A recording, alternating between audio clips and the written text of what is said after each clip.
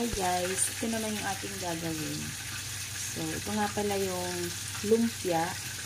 So, gagawin lang natin, ay aartihan lang natin yung pagbabalot natin ng lumpia. Tinimplahan ko lang ito ng sibuyas, tsaka asin at oyster sauce. Paminta. So, kailangan kasi meron tayong oil, tinatawag. Aartihan lang natin, iibahin lang natin yung pagkabalot natin. Para naman makita nila na, uy, bagong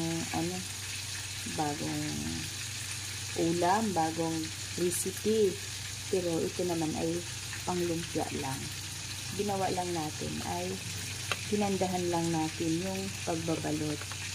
Iba yung ating ginawa. Imbis na iro-roll natin, ang ginawa natin ay para siyang triangle. Ayan. Ita-triangle lang natin siya para makaiba naman sa kanilang kanin at kainin nila. Pero hindi nila alam, ito ay lumpia lang naman. So, diskardihan na lang natin yung pagbabalot natin.